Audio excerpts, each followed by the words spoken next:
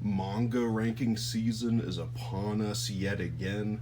It's the time of the year where I take all the manga I read in a month and rank it from worst to best. We're in the month of August right now.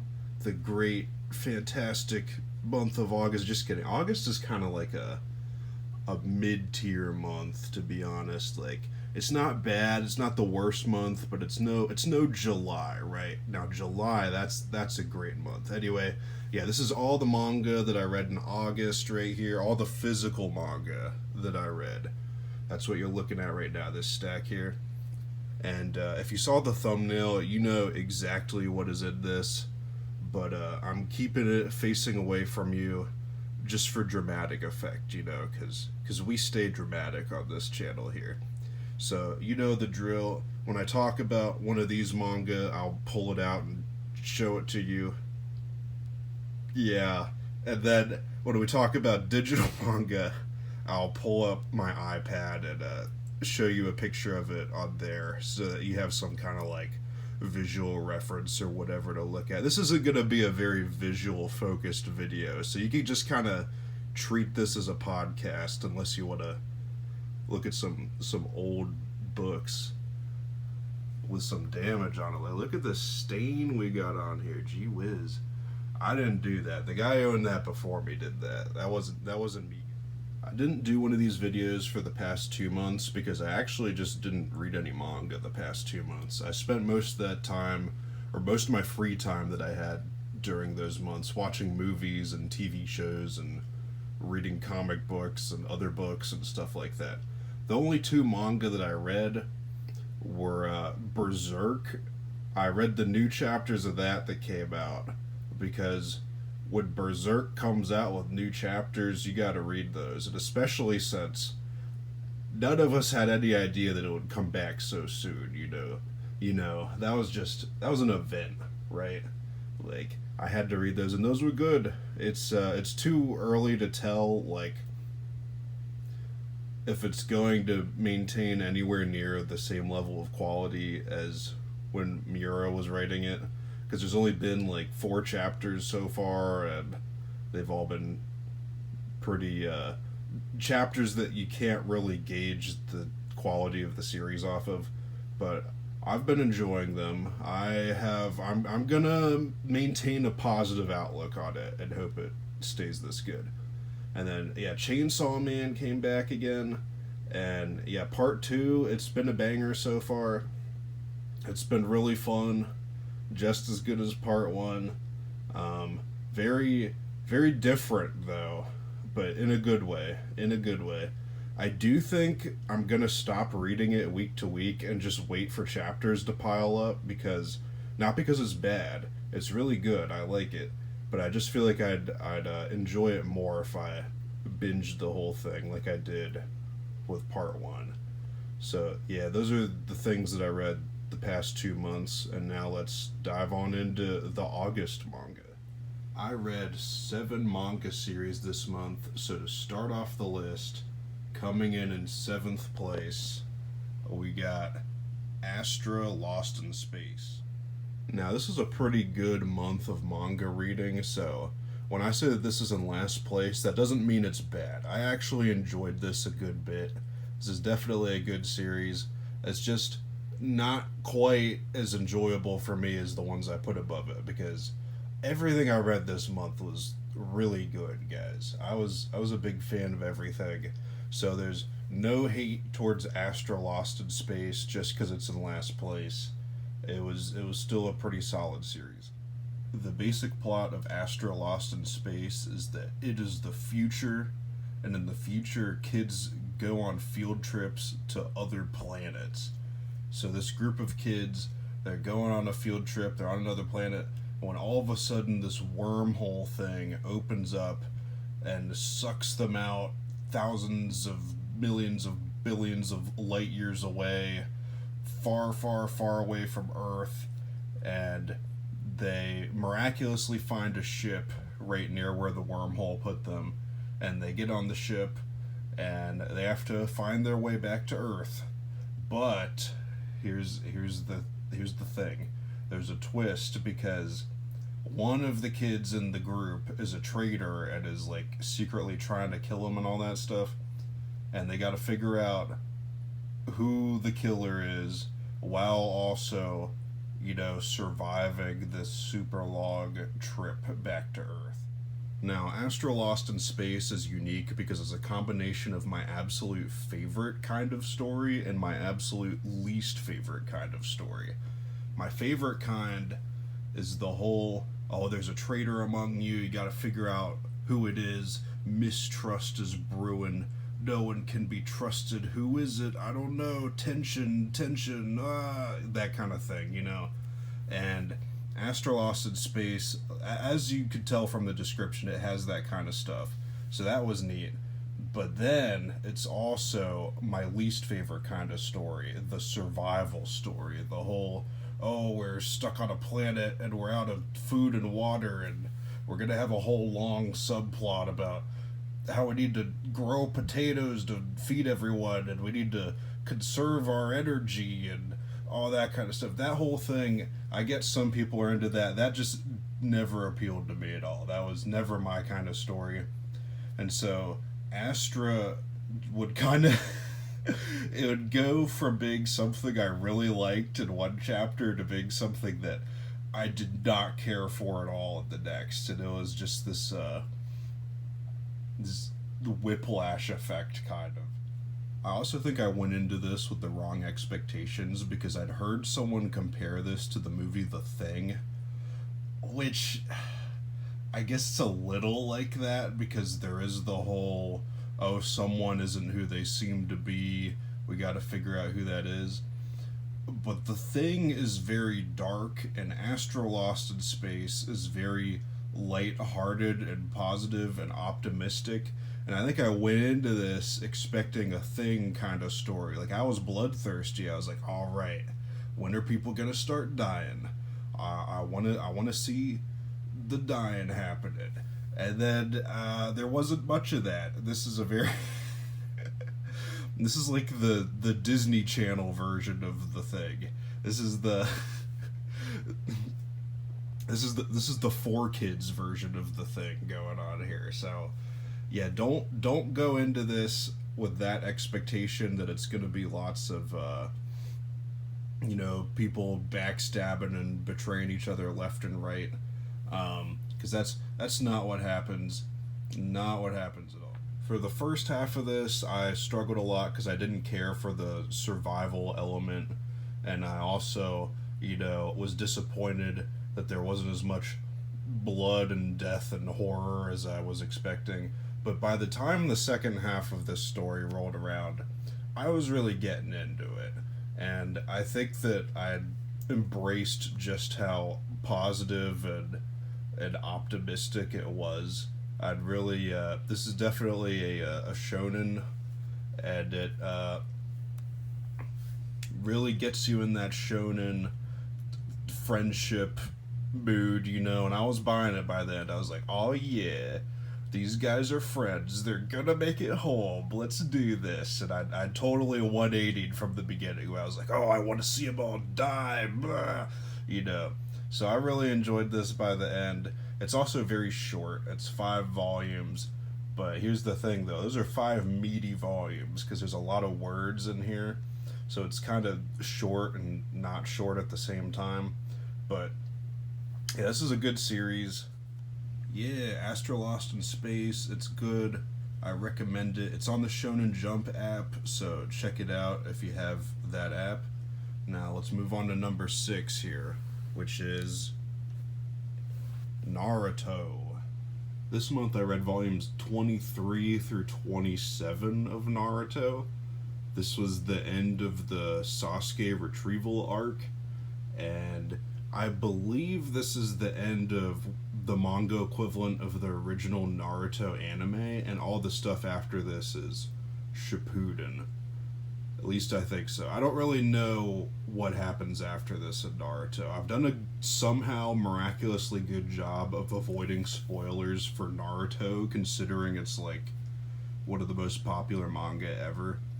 But I think this is the end of Naruto, and that Shippuden is right after this.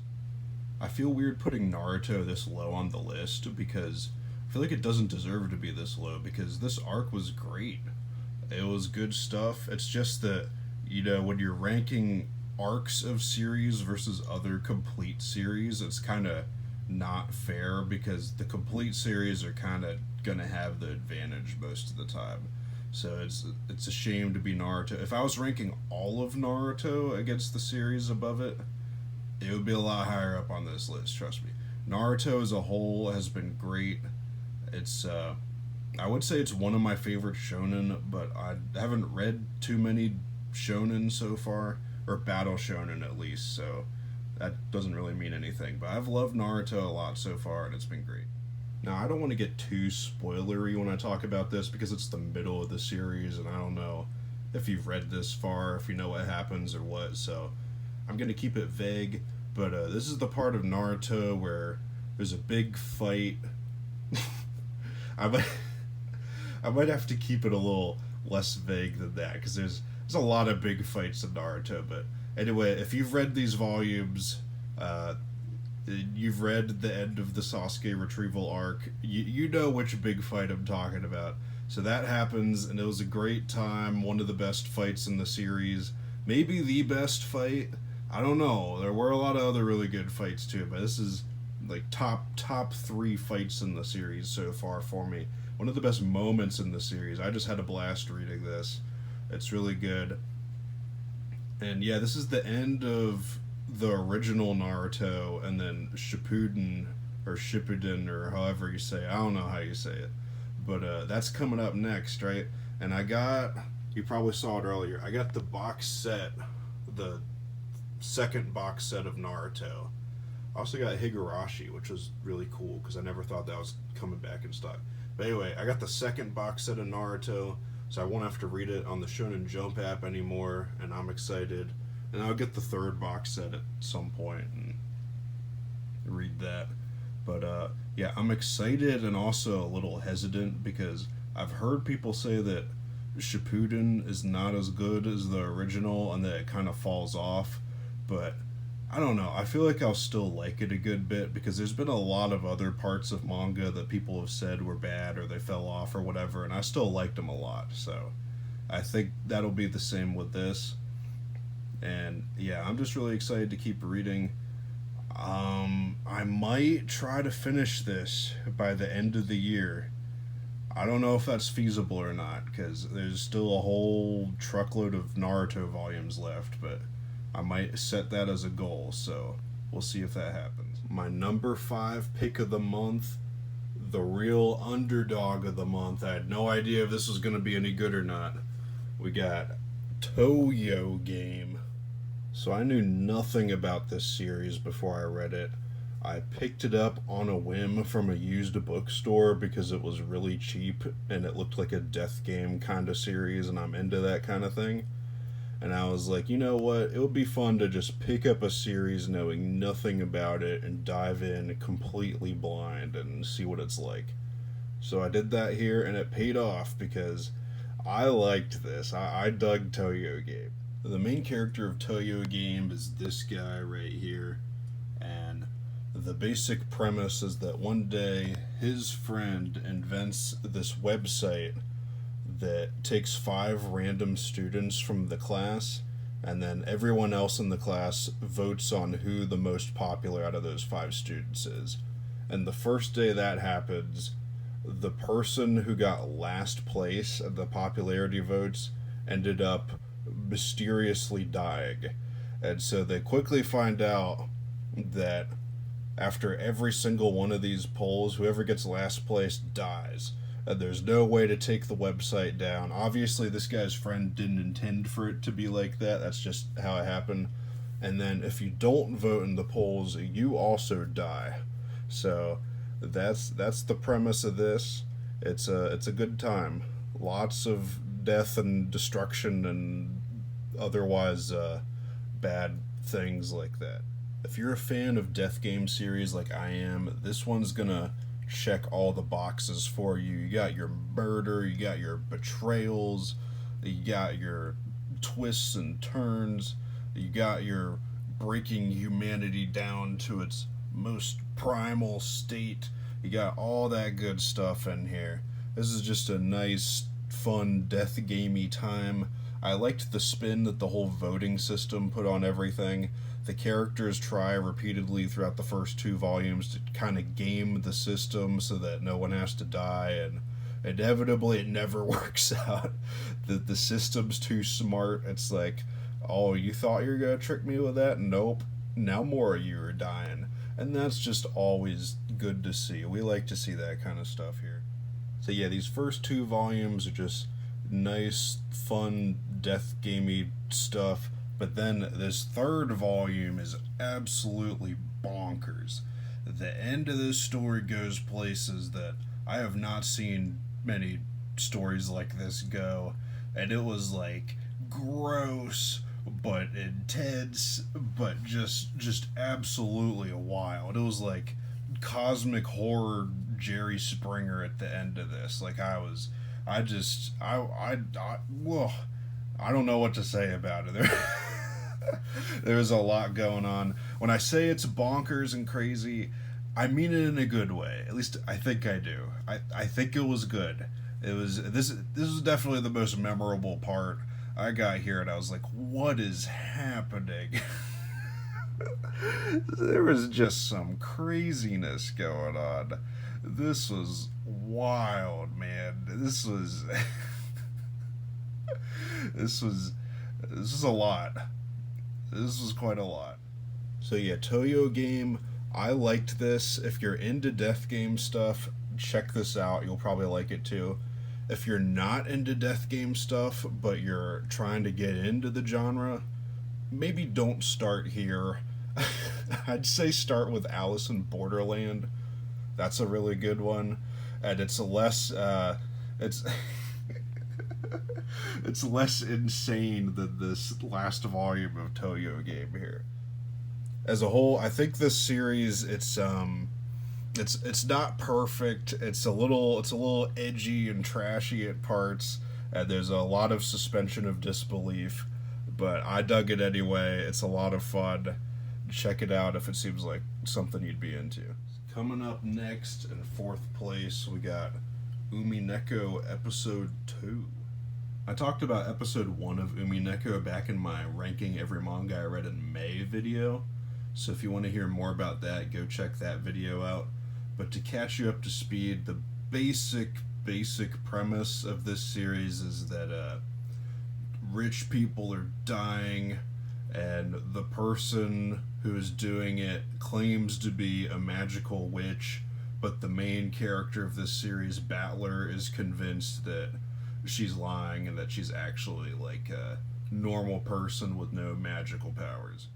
I enjoyed this just as much as Episode 1. It's still really good. It feels like it's really coming into its own here, what with the introduction of the logic battles between Battler and Beatrice, the supposed witch who's on the cover of this volume here.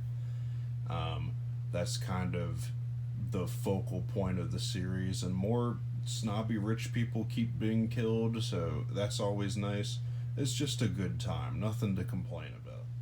But yeah, I don't have much else to say that I didn't already say in my last video where I talked about Umineko, but I'm going to keep chugging along reading this. You'll probably keep seeing it at these videos as I keep doing it, and I'm excited because I still have a lot left. There's 6 more parts and they only get longer and longer as they go on, but I'm really liking this series a lot, so I'm excited to see where it goes next.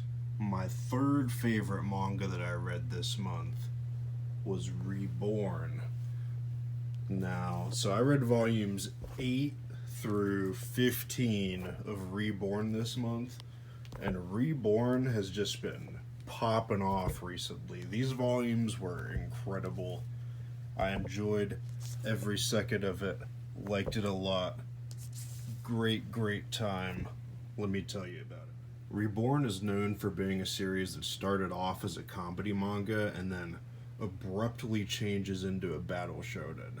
And that change is right in volume 8 here. And I didn't know that was when the change happened, because I I just coincidentally stopped reading it for a couple months after Volume 7, and then right when I dive back in, it's like a completely different series. And that was a fun experience, to be honest, just because I read the comedy stuff, and I really liked the comedy stuff, and I wasn't sure how they're going to pull off the switch to being a battle shonen.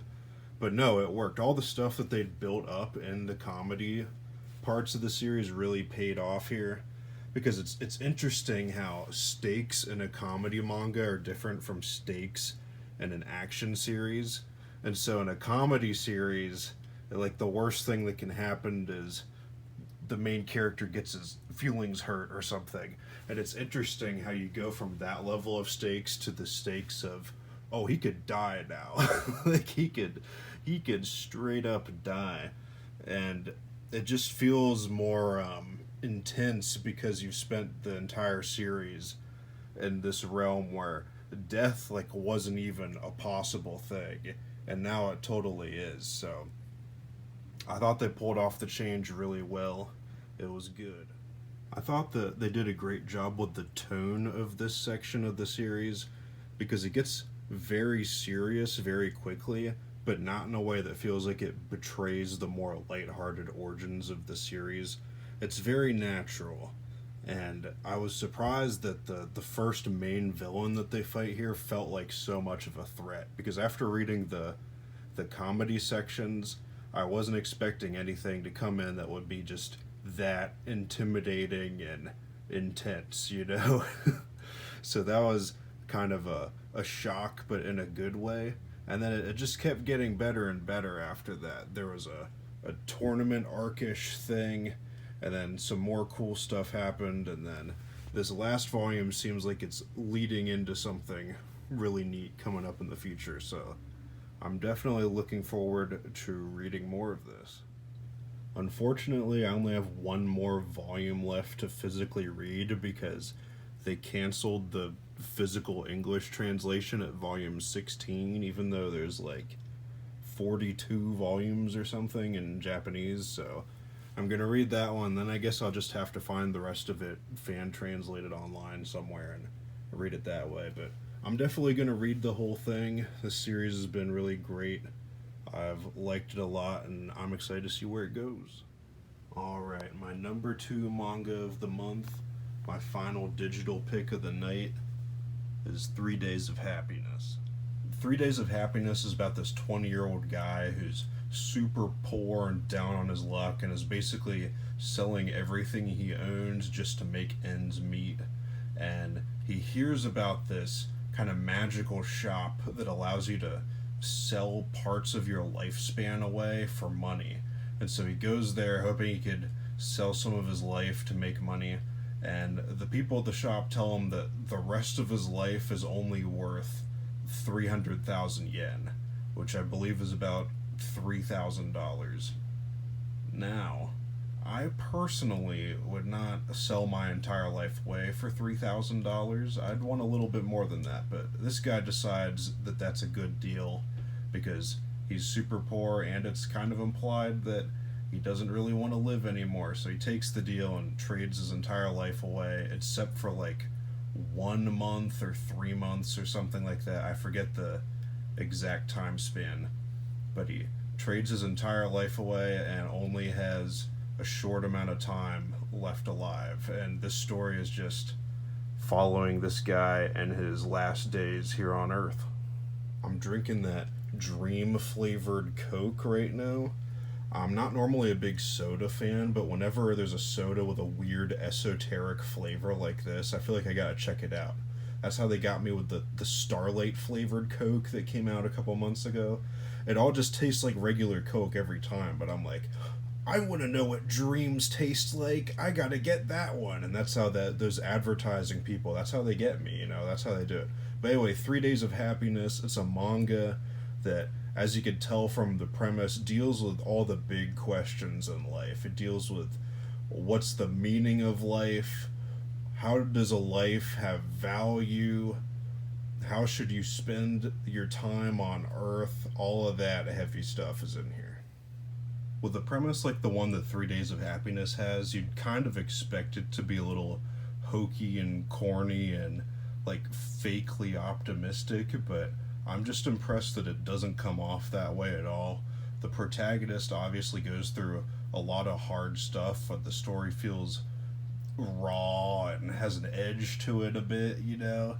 It's not just preaching at you about how great life is all the time, like you might expect from other stories with the same premise of, oh, life is beautiful, cherish every moment, or whatever. Because that's the thing. Like this story, it takes you through all this rough stuff that goes on, but it still has like a positive message at the end of it, and that message feels earned because you can tell that it's not coming from this fake place. It feels very real. If you just want to feel alive, 3 Days of Happiness is the story for you. It's one of those things where you read it and you put it down, you're like, dang, I just went on a journey. Like, I feel different now in a good way. It's one of those things, and that's very special because there aren't many stories that do that.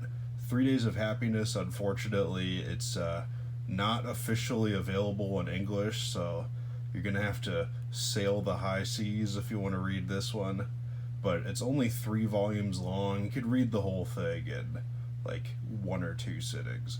I read this all in 1 day. It's a quick, short read, and it hits you hard. I highly recommend it. Alright, now my number 1 manga of the month. You've seen it multiple times already. It is no surprise. It was in the thumbnail. It's Akira. Now, Akira is one of those all-time classics. Everybody knows about Akira. It's hailed as one of the greatest manga ever, but I'd never read it, probably because it's so classic and iconic that everyone just feels like they've read it already, right? You know how classic books are like that, where you hear them talked about so much that you feel like you've read them even though you haven't. Akira was like that for me, and then I actually read Akira, and it blew my mind. I was completely wrong about it. Akira was very different from what I was expecting it to be, and it was one of the best manga I've ever read.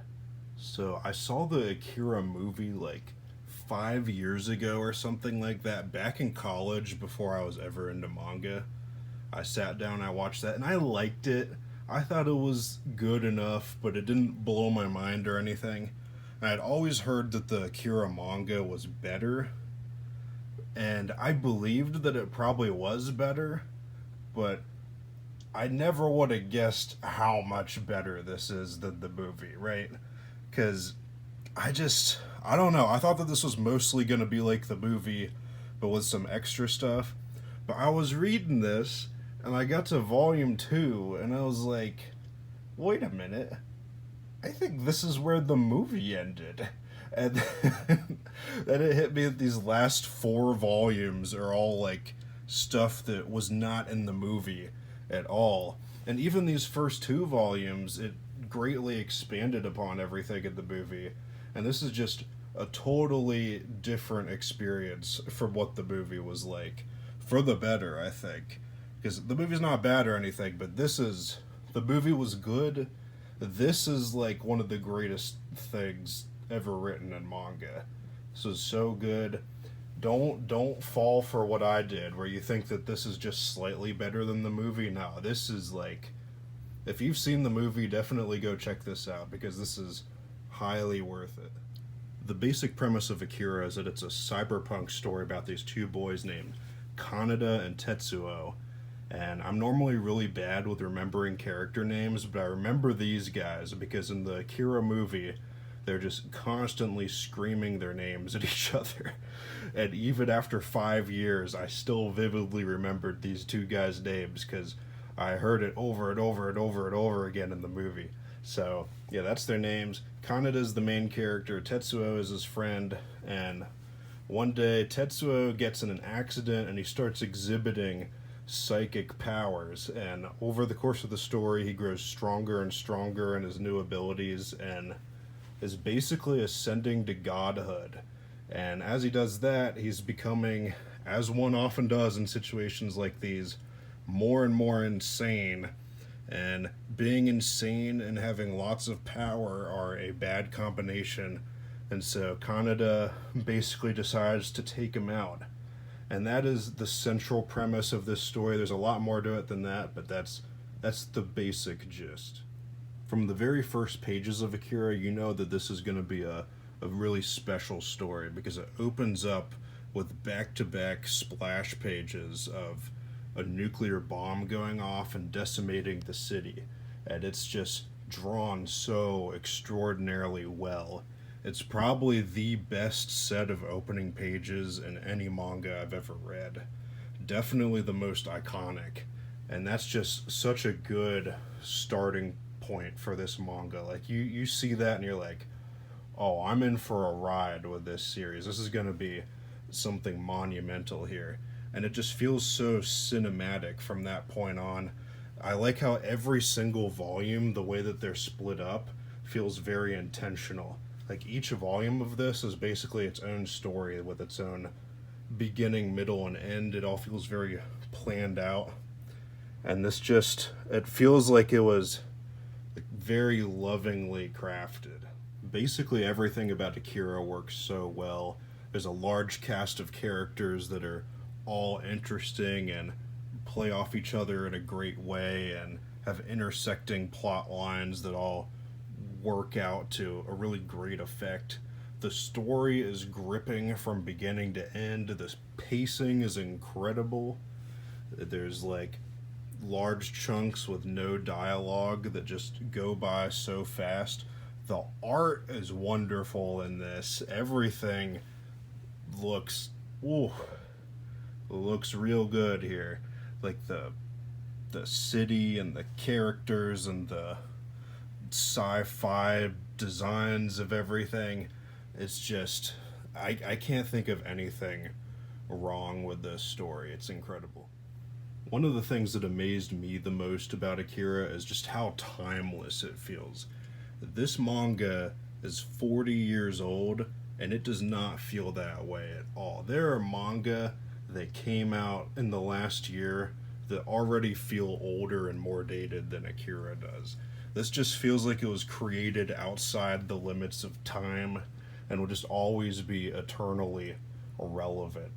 Like it does not feel dated in the least storytelling wise.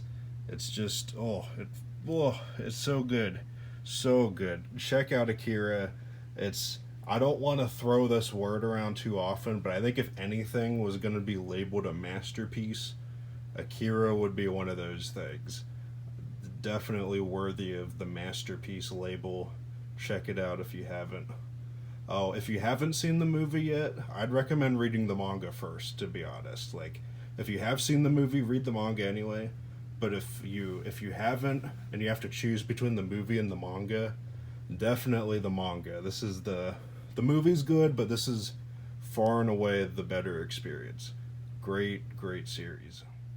So there it is. That's all the manga that I read in August. If you've read any of these series, let me know what you thought of them in the comments below. And also let me know what you've been reading recently and if there's anything cool that you think I should check out, because I'm always on the lookout for more stuff to read. If you want a sneak peek of what'll be in next month's version of this video, I'm currently dipping my toes into manhwa. I've started The Horizon, which I hear is pretty good, so I'll let you know how I feel about that next month. I'll also keep reading Reborn, and aside from that, who knows, we'll see where the winds take me and what series I'll be reading then. So thanks again for watching, hope you liked the video, and I'll see you later.